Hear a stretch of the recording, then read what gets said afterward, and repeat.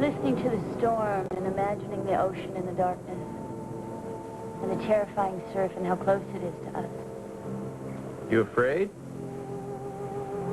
No. The house is safe. And I was imagining the gulls. You know, Mitch told me once that gulls ride out a storm on the surface of the sea. I was hoping they weren't doing that tonight. He would have laughed at me.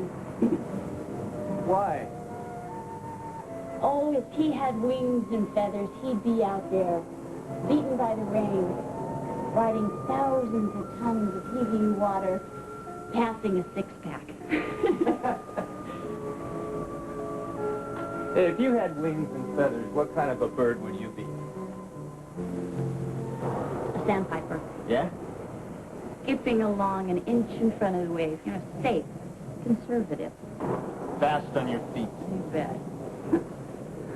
Oh, Mitch and I were an odd couple. The more outrageous the gulls became, the closer the sandpiper clung to the shore. And I just realized I loved Mitch, and I learned a lot from him, and we had wonderful times and some spectacular fights. But Mitch never made me want to fly. Why was that? Maybe I never felt safe.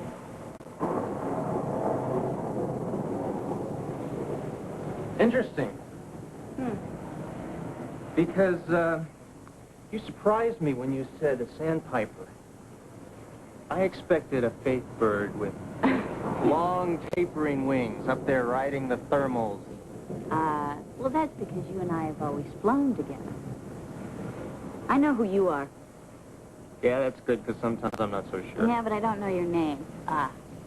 You're a seabird who dives and flies underwater and then breaks the surface full flight with a marvelous shower of spray.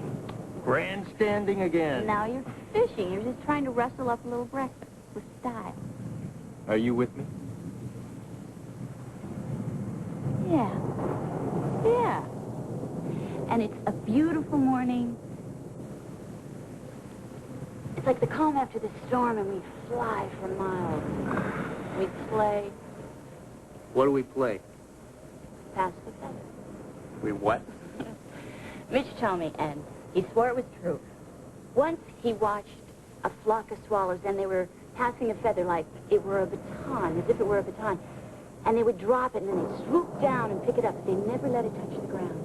Boy, that makes me want to go for the binoculars and the bird watcher's manual. Well, Mitch left binoculars and a bunch of his bird books at the house. I kept them, because I don't think his family knew or cared. So if you ever want to borrow them, you can. Thanks.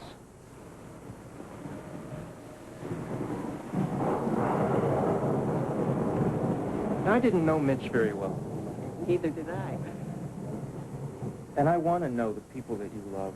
I want you to know Amanda. We have a frame of reference, so we know what each one of us is talking about. More than that, so we can share what's really important to each other. You'll love other people differently and more deeply than you love me. You'll have other commitments and responsibilities. I love Amanda, and I want her in my life.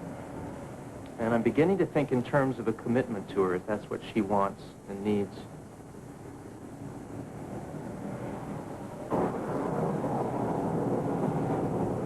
At the same time, I love you in a way that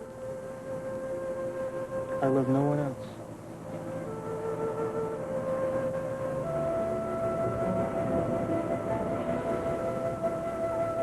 It's always there, isn't it? And it always will be.